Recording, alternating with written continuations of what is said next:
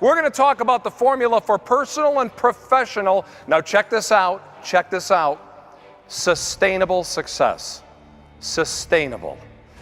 I don't know about you, but I'm not interested in getting it today and losing it tomorrow. That's not what I do. That's not what you do. The formula for personal and professional sustainable success lies within our ability to create the most powerful, emotional, relevant, but this is the most important part, one-of-a-kind, unexpected brand. I talk about innovation, but I'm not talking about invention. I'm not asking you to try to figure out a different product to sell. Stay the course, man. You've got great stuff. You've got great stuff.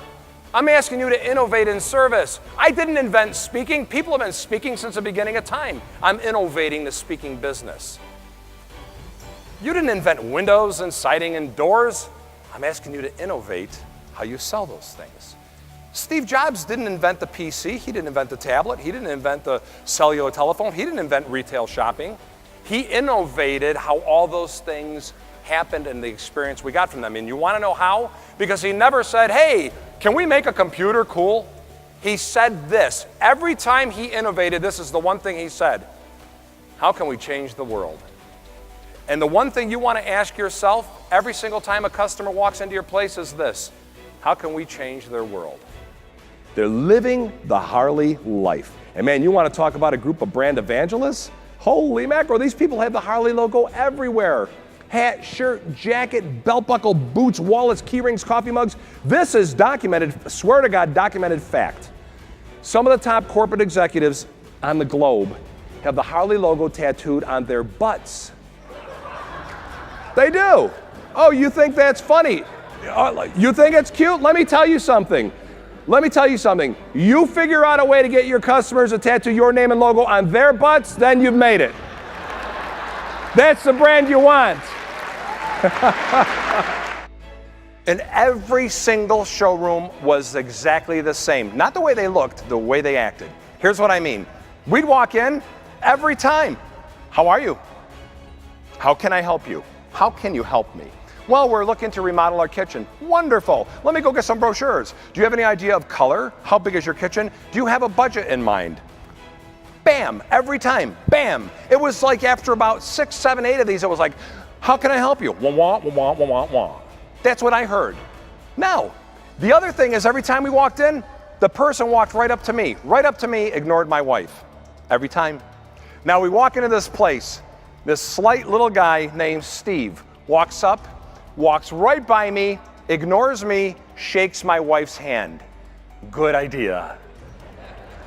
She looks at him, he goes, hi, I'm Steve, and your name? She goes, my name is Debbie. And she turns to me and she goes, he gets me.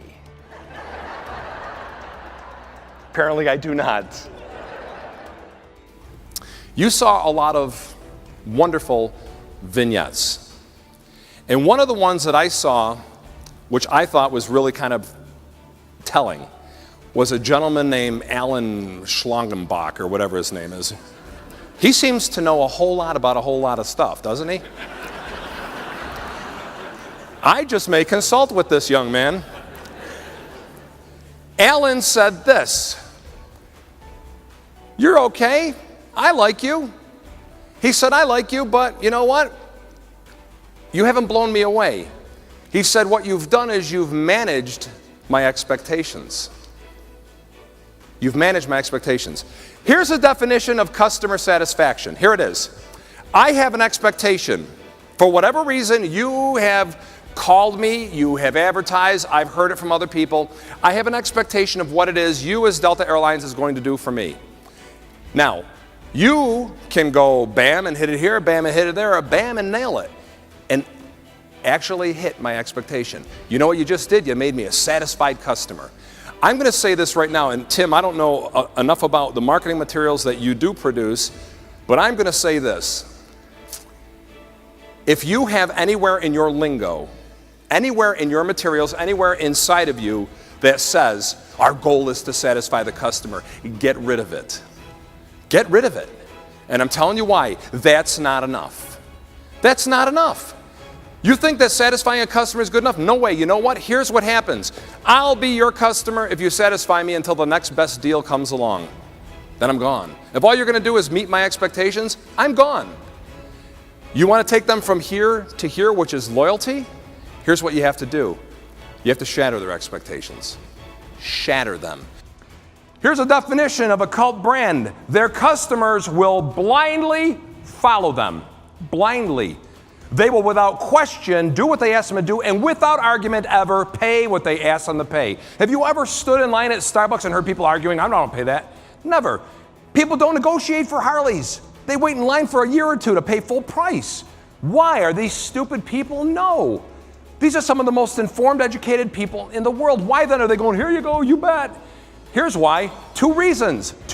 Number one, they trust the brand. Folks, you know as well as I do, we only buy from people we trust. Am I correct? Okay. They trust the brand has never done them wrong, never steered them in the wrong direction. Here's number two. I was having breakfast this morning with some folks from Milwaukee and a gentleman from Seattle. And we're talking about kind of business development. Here's number two. The brand somehow enhanced that person's life. A couple of years ago, I asked you a question. I started off and I said, if somebody stopped you and said to you, hey, you look familiar, what do you do? I asked you, how would you respond to the question, what do you do? Today, I want to ask you this. If somebody stopped you and said to you, hey, why do you do what you do? How would you answer that? I want you to think about this. Why do you do what you do? And here's the question. As you're evaluating, as you're reflecting, is your why bigger than the what? In other words, is why you do what you do greater, bigger than, more important than the what, than the stuff you sell? Is the why bigger than the bottom line? Is the why bigger than you? Ask yourself this and be honest. All great, sustainable, profitable organizations are those who attract and keep passionate, intelligent, talented people. All great organizations, sustainable, profitable organizations, are organizations that have a culture of meaning and purpose. Now, this doesn't mean that you have to be working for a company that's trying to find a cure for cancer. It doesn't mean that. It doesn't matter what you sell, as long as the why is greater than the what. It doesn't matter. And it all begins and ends with you.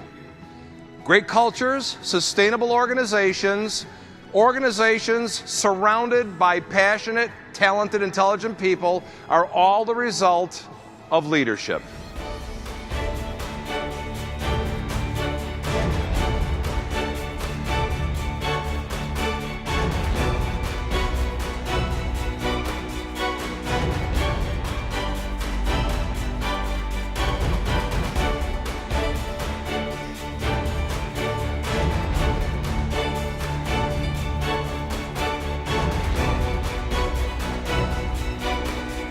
I love you guys, and I appreciate you having me back. Thank you very much.